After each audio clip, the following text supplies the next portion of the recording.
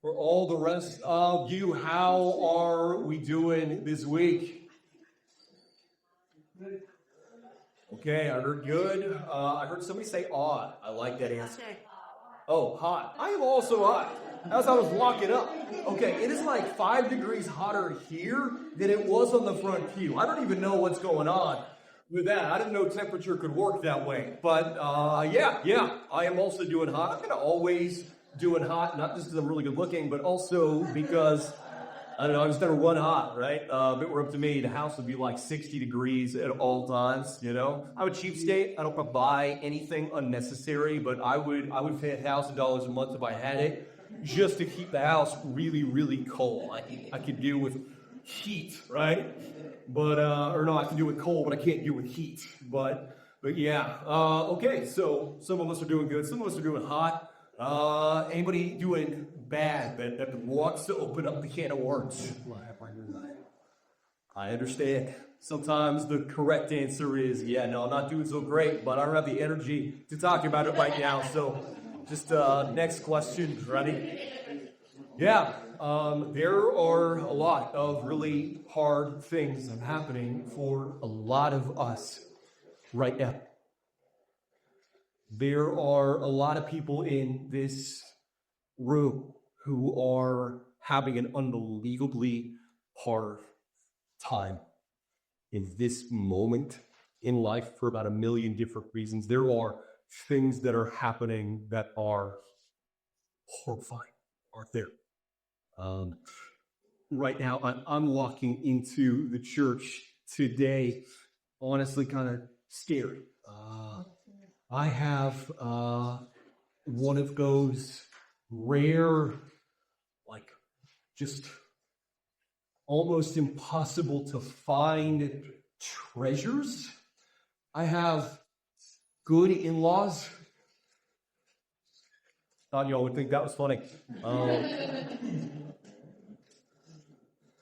Thanks, that makes me feel better. But most of you have heard it at this point that both Elisa's mother and father are in very difficult, very unsoakable, very frightening conditions health-wise. Elisa's mother is battling cancer again. It's a rare, aggressive form of cancer, and it's been a challenge just getting appointments on the book. It's been a challenge getting the medical team to treat this as seriously as they tell her it is. And in that period of time, the mass on her leg has grown. I don't know exactly how many times, but it's gotten so big that she shows some pictures that it's horrifying. It's hard to walk. It's hard to be comfortable in any position. It's hard to go up and down the little free stairs, kind of like these in their house that separates one part from the next. At the same time, Elise's father, they found masses within him. They still don't know a month later whether they're cancerous because, again, they are just kind of dilly-dallying around about giving them appointments no matter how many times they call, everything. Finally, he has a procedure this week. She has a procedure this week. They have procedures on the same day at one point in this coming week. They're both in conditions where he can't take care of her while she's debilitated. She can't take care of him while he's debilitated. And nobody knows what the future holds. So actually, as I am to right now, at least on a flight out to Hawaii to take care of him for the next couple of weeks, but I'd be lying if I said that we weren't scared. I can think of about a million other people's in-laws much rather be going through this. You've got some you want to, send my way, let me know. I'll put in a bad word.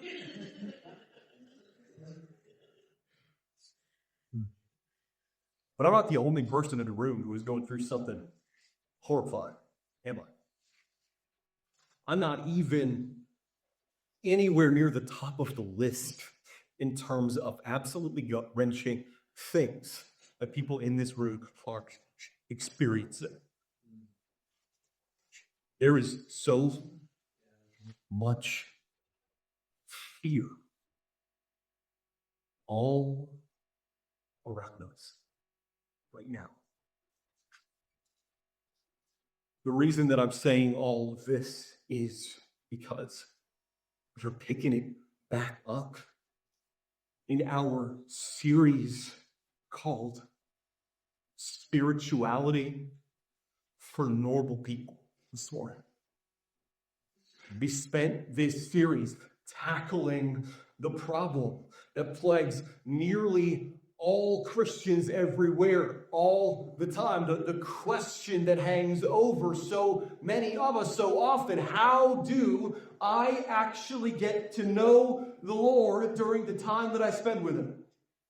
How do I actually grow closer to the Lord? How do I actually build a relationship with the Lord that actually feels like a relationship, that actually looks like a relationship, that isn't just reciting a bunch of words, that isn't just kicking off a bunch of things on a box, that isn't just going through the motions? How do I actually stoke the fires of my love for the Lord? What's happened for most of us as modern American Christians is that we know we are supposed to spend time with Him, but no one ever actually taught us how, right? Because that is true. We are trekking through this book in the Bible called the Psalms. Because the Psalms are here to walk us through exactly that. And so today we're picking up exactly where we left off last week. We just finished up and we're talking about what it looks like to get to know the Lord more deeply by bringing Him our thankfulness. Now we're going to talk about what it looks like to push deeper and deeper and deeper into our relationship with Him by bringing Him our fears. You know, sometimes I ask the Lord to help me think of sermon illustrations, but I guess I shouldn't have asked for this time. I said, hey, God, give me something to be afraid of. What does it look like to bring your fears to the Lord? It can look like a lot of things, but here's one way it can play out. Here's what it usually looks like for me. When I am bringing my fears to the Lord, which is something I've had to do quite a bit of lately, here's what I usually do. I will come to the Lord at whatever part of the day I've kind of cleared out to spend some time with Him. I'll enter His presence like always. And I'll ask myself, what am I afraid of right now? What is something I'm worried about? What is something I'm really anxious about? What is something that is actively causing me fear right now? And then for however much time I have, I will literally just talk to Him about that. I will just vent to Him about that. But there's more. Because if I can, if I've got the presence in mind, if I'm all there at the moment, I'll stay. I'll keep hanging around a little longer. And I'll ask another question. I'll ask, what would actually happen if this fear that I'm experiencing right now actually came true? If this thing that I'm afraid of actually happened, what would be the result? How would it affect me? How would it change my life? How would it affect my plans, hopes?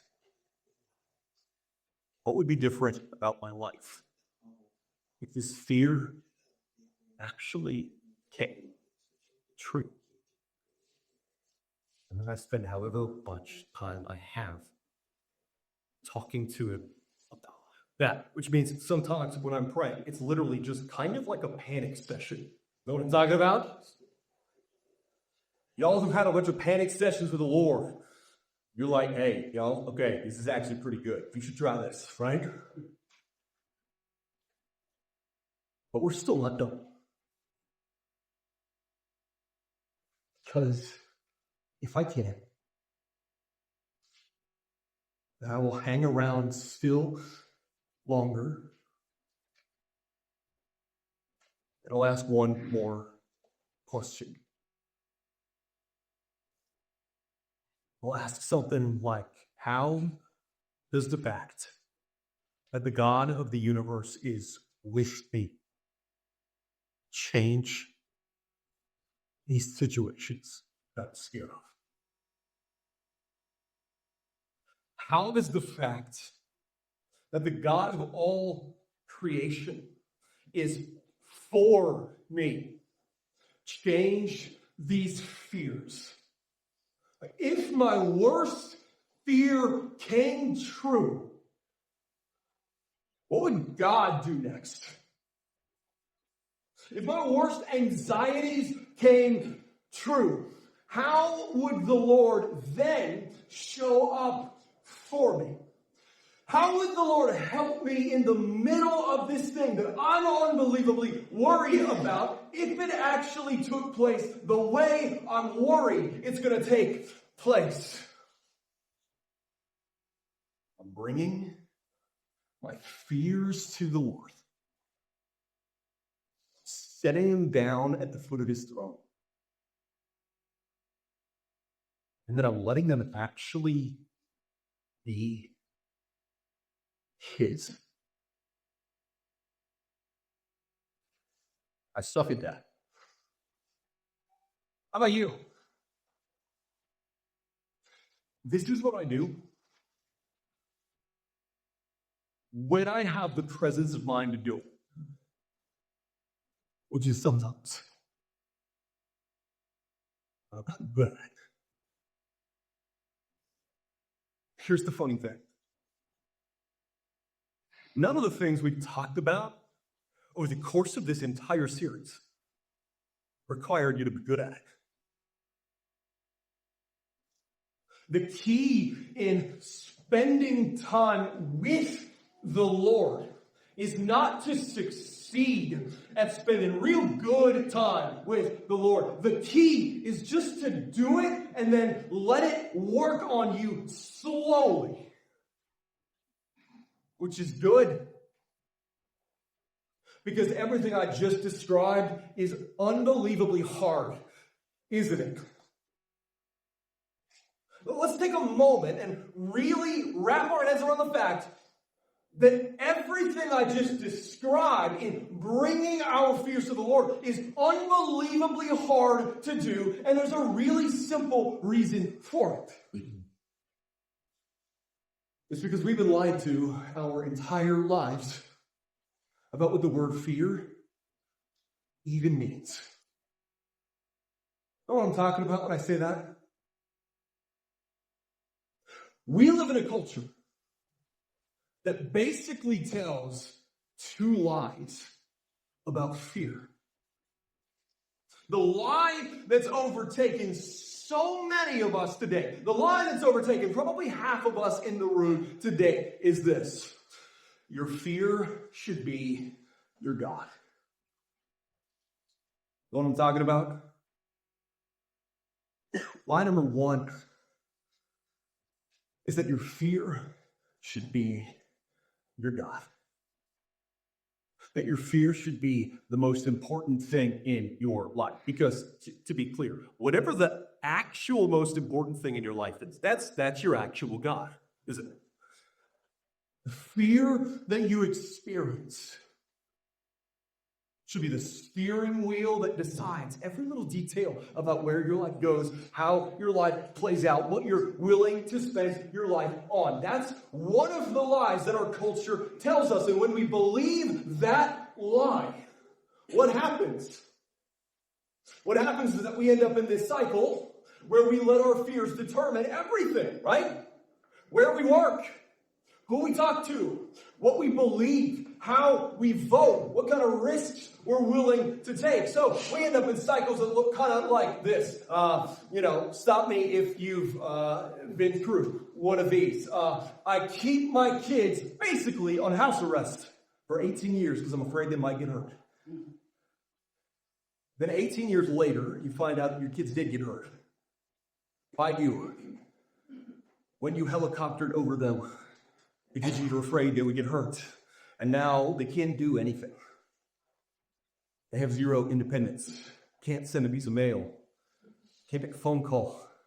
Can't set up their utilities. Can't stick with a job. And on and on. Here's number one. I'm going to stay in this exact same spot. This exact same dead-end job, the same abusive relationship, the same terrible friend group, the same awful situation, because I'm afraid I might not be able to build anything else if I ever try to branch out and do something different and break the cycle. Then you get to the end of your life and you realize you did get hurt by you because you imprisoned yourself in the bad cycles. Here's another one. I can't do this because if I do this, then this might happen, which might lead to this happening, which might lead to this happening, which might lead to this happening, which might lead to this happening, which might lead to this happening, which might make me die. You do that for 80 years. And then what happens? You still die. Because even though you avoided all the other things you were afraid might make you die, eventually mass killed you. Because you can only actually live so many years.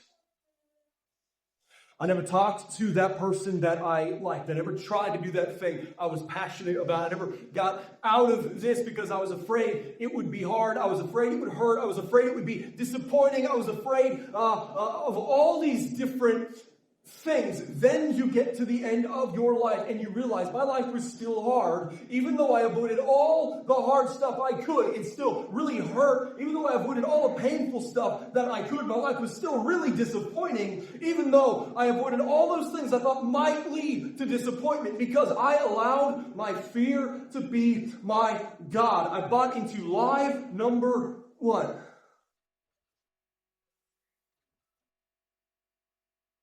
The other lie that our culture tells is that we should pretend our fears don't exist. This is the one the other half of us are probably beholden to. Our culture tells us that we should suppress our fears. That we should lie to ourselves and pretend we're not afraid of anything. We've been trained by our culture to try to kind of chest beat our fears away. And if I keep on pretending like I'm not afraid of anything, eventually I'll stop actually being afraid of anything. Funny thing about that, though, if you are desperately pretending not to be afraid of anything for your whole life, what does that actually mean? That means that you're afraid of being afraid. If you were just viciously trying to show all your possible fears down into a briefcase and then throw it over the side of the van, what that means is you are, maybe unknowingly, horrified of being somebody who is afraid. Your determination not to allow yourself to experience any fear is driven by a paralyzing fear of being driven by your fears. And the way that usually comes out is that when you finally convince yourself to go to the doctor after like 11 years, turns out you got hypertension because all those anxieties didn't actually disappear when you shoved them down. They just worked themselves out in your body.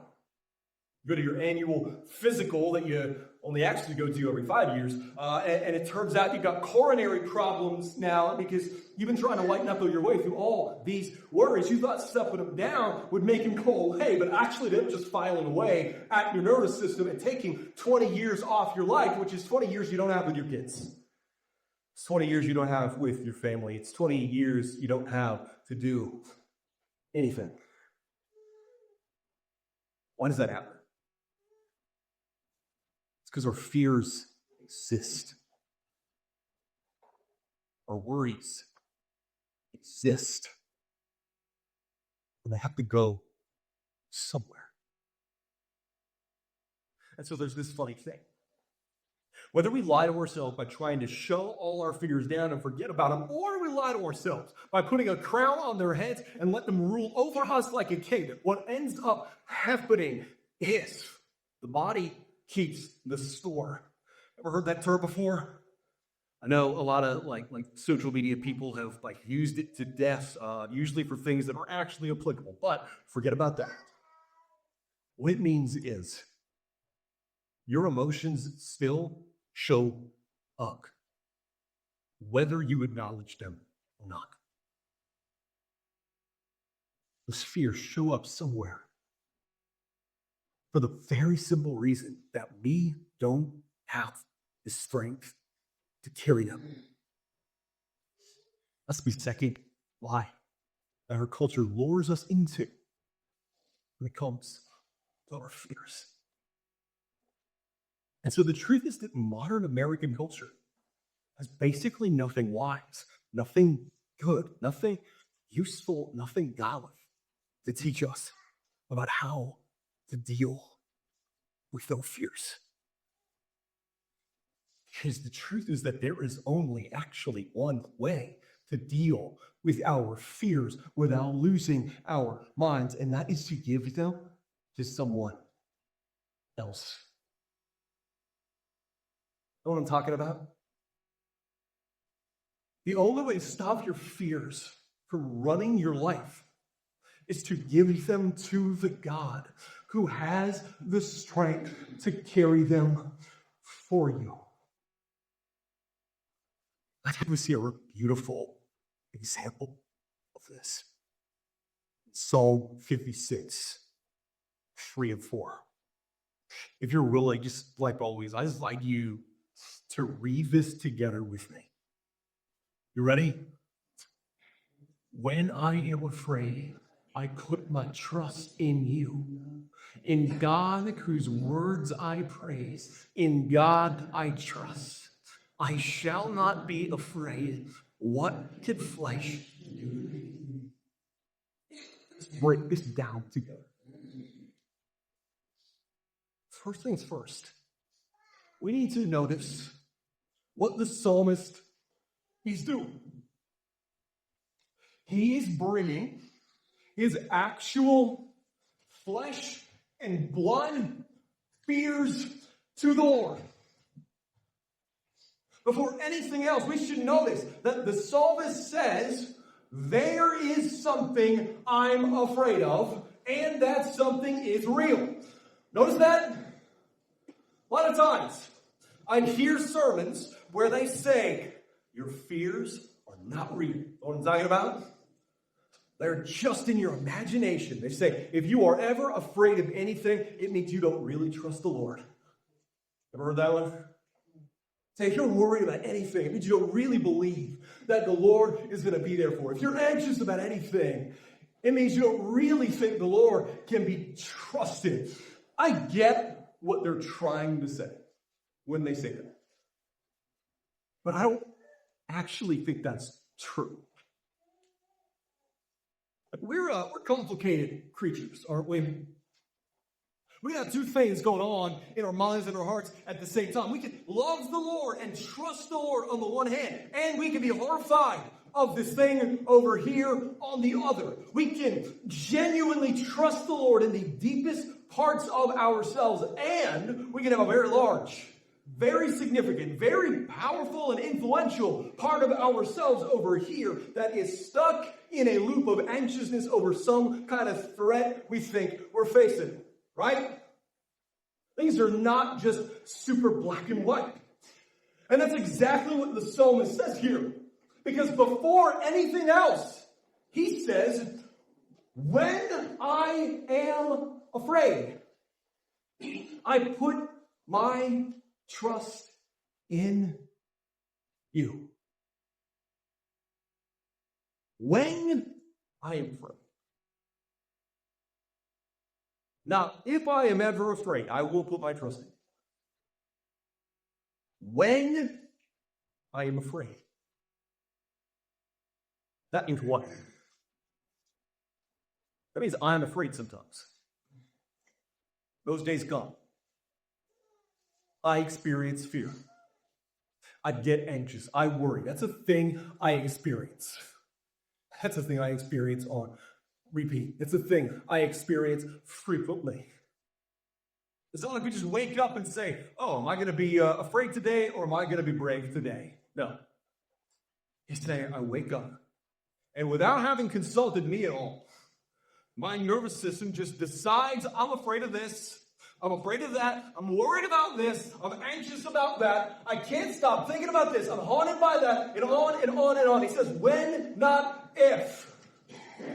What he says is, I experience fear regularly because I live a real life, because I am a real person, because I am facing real threats. So here's how we want to put it. Bringing our fears to the Lord is an admission that we have plenty of things to be afraid of. But we actually need to be even more specific than that. Because he doesn't just say, when I am afraid. He also tells us what he is often afraid of. He says, what can flesh do to me? Now, that's reassuring, right? What can flesh do to me? We're going to talk about that. But before we can get to that, we need to talk about the scary side of it. Because when he says, what can flesh do to me? What does that inevitably mean? Flesh is the thing that's after me, right? There is a flesh and blood threat that is after me, and it wants to harm me.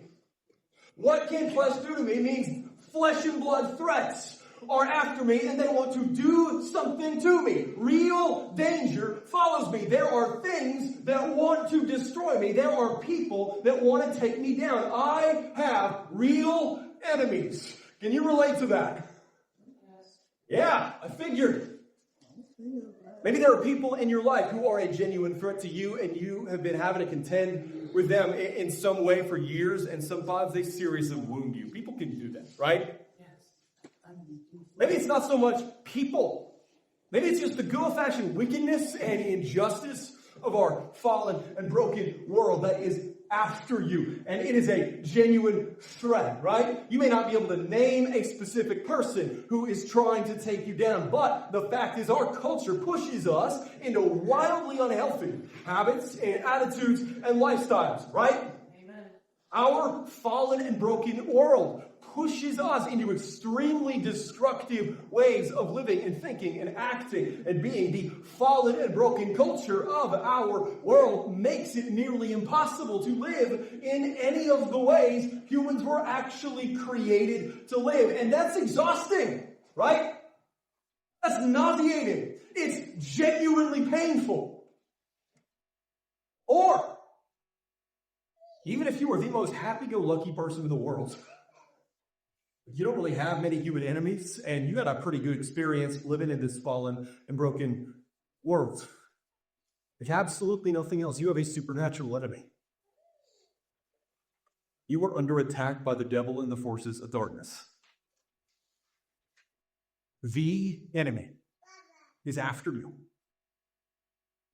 The enemy has waged war on you, and he will use any tool that is available to him to try to take you down. You are under attack in some form or fashion by somebody, and those attacks are real. Bringing our fears to the Lord is an admission that real threats, enemies, and struggles are attacking us. And that means that your fears are not nothing. You might fall into a pattern of fear that is misplaced or misinterpreted or rooted in misunderstanding or any number of things like that. But the Bible doesn't minimize your fears out of hand. You know what I'm talking about? The Bible actually does not say fear is unbelief. The Bible does not say fear is a lack of faith. It does not say anxiousness is a rejection of the Lord. What it says is this: those fears are only one part of the story. Because the other part of the story is God. The psalmist does not say, I won't be afraid because I'm stronger than my enemy. That may be true, or it may not. It depends on the threat that you're facing, doesn't it? You might be stronger than your unfair boss. You're not stronger than cancer. You might be stronger than those family members who keep trying to turn the others against you, but you are not stronger than a corrupt government trying to throw you out of your home on a technicality so that a certain New York real estate mogul can build beachfront property where your house has been for 27 generations, right? You might be stronger than any given human enemy, but you are not stronger than the legions of the enemy trying to discourage and demoralize and distract and derail you by any means necessary. And in most of these struggles that we face, the really harsh reality is that the enemy that we're up against usually outmatches us. You ever notice the forces of evil, like whatever form they take, seem to be nearly inexhaustible? Well, the forces of good are almost always higher, weak, outnumbered, outmatched, and inevitably end up outmaneuvered. And before the forces of good have even had a chance to lace up their shoes, the forces of chaos and destruction have already surrendered or have already surrounded and laid waste almost everything that matters. Between order and chaos, peace and violence, good and evil, life and death is almost never fair fight. You and I are usually weaker than the thing we fear. And so if that is all there was to the story, then we would get the occasional hero story, right? We get the occasional Beowulf, the occasional Homer's Odyssey. We get the occasional Luke Skywalker taking down the Emperor. We get a few heroes' journeys every once in a while, but the rest of the story of life in this world will be non-stop defeat, and there would be nothing else. There'd be the unusually strong, unusually capable, resilient, mighty men and women over here who are able to overcome in this tiny broom closet. And then there'd be the unwashed masses. There'd be the rest of us who have no hope for anything other than misery, disappointment, defeat, and loss. We have no choice but to be ruled by our fears, because we have no hope of ever overcoming the things we're afraid of. If we were on our own, that would be a life. And yet the psalmist says that is not the story of his life. He says, I'm not strong enough to defeat this flesh and blood enemy that is pursuing me, but I know someone who is.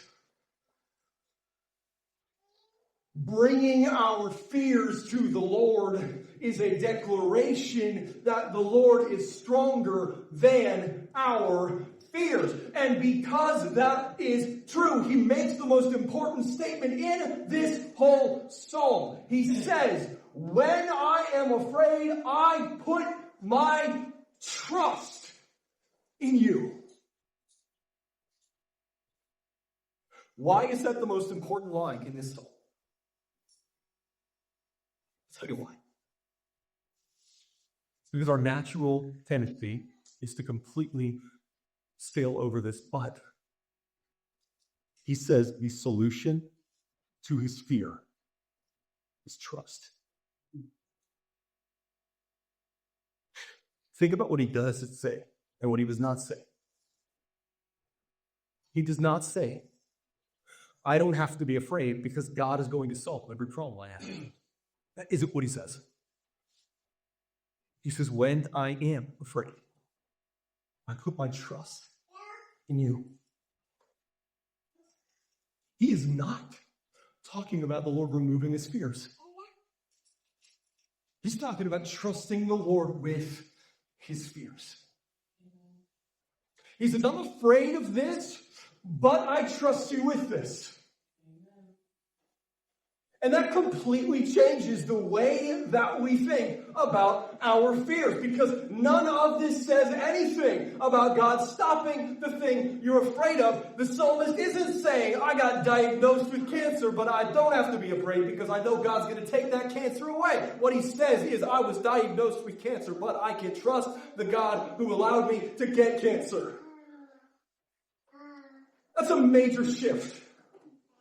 He doesn't say, I lost everything in a stock market crash, but I don't have to be afraid because God's going to give me all that money back. He says, I lost everything in the stock market crash, but I can trust the God who allowed me to lose everything in the stock market crash. I can trust the God who allowed me to be hurt. I can trust the God who allowed me to be betrayed. I can trust the God who allowed this person to abandon me. I can trust the God who allowed my business to start fizzling out a few years ago and absolutely nothing seems to work to breathe life back into it. I can trust the God who is determined that right now, for some reason I can't comprehend, I need to experience this disappointment, this discomfort, this discouragement, this pain, because he knows something about me that I don't. He knows something about the future that I don't. He knows something about each of these things he's allowed the world to take from me that I don't. That is the point of the phrase, what can flesh do to me?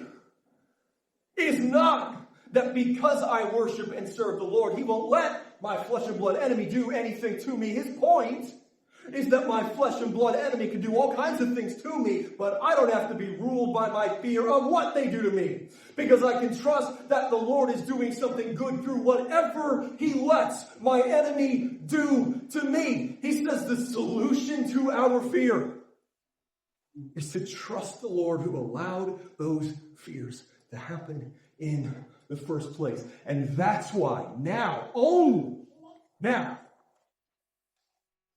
he can say those words. The only words people ever actually quote from Psalm 56. He says, I shall not be afraid. Bunch of coffee cups with Psalm 56. I shall not be afraid. I'm like, oh, cool. Okay, show up the rest of the verse. He says, I'm afraid, but I will not be afraid. What's he talking about? Here's what he's talking about. This is a bit cliche at this point, but a brave person is not somebody who never experiences fear, is it? Someone who never experiences fear is a stupid person. A brave person is someone who experiences fear and then keeps going anyway. A brave person is the person who does the scary thing. A brave person is a person who goes out of their comfort zone. A brave person is a person who accepts discomfort and discouragement, who accepts fear, accepts pain, accepts difficulty, accepts struggle, accepts pushback, accepts opposition, but doesn't stop because they know they don't have to stop. because they know I can be afraid, but my afraidness doesn't have to be my king. I can be scared, but my scaredness doesn't have to be my God. I can be worried, but my worry doesn't have to sit on the throne of my heart. I can be anxious, but my anxiousness doesn't have to be the driver behind the wheel, guiding everything I do, ruling everything I do, steering and taking over and poisoning and holding hostage everything I do. I do not have to be a hostage to this fear anymore. I can be anxious and keep going, because every time I feel anxious but keep going, that anxiousness loses some of its power. You know what I'm talking about? I've watched some of you push through anxiousness like that this week, and I watched it lose some of its power. Literally this week. I should have asked you, I could use you as a sermon illustration. You would have said no. That would have made you anxious in a different way, right? But every time I do the scary thing, that fear loses some of its power.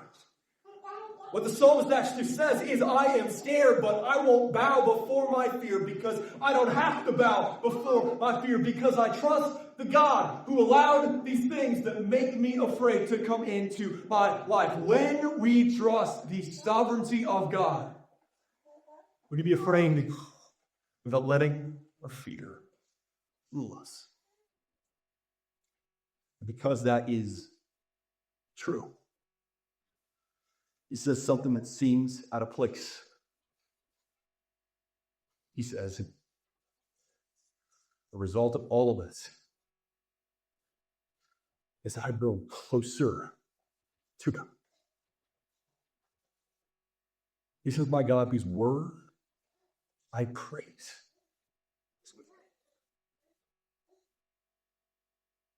We grow closer to the Lord as we learn to trust that He's somehow speaking to us through the things that will us. This actually changes the way it feels to be with them. This actually changes the way it feels to talk to Him. When we've come to see the Lord as someone we can trust in all the worst things we experience, as someone who is even speaking to us through the things that worry us, what happens is we start to literally like God more.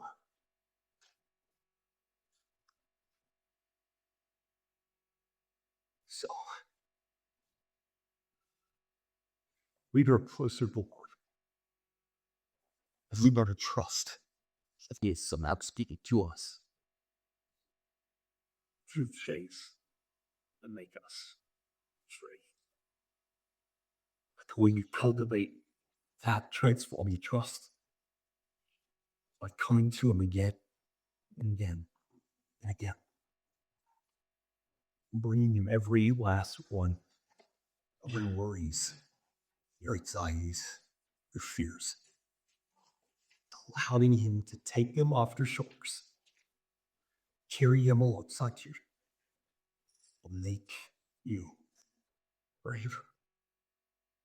And not starting because you sat down or went for a walk or pulled out a notebook.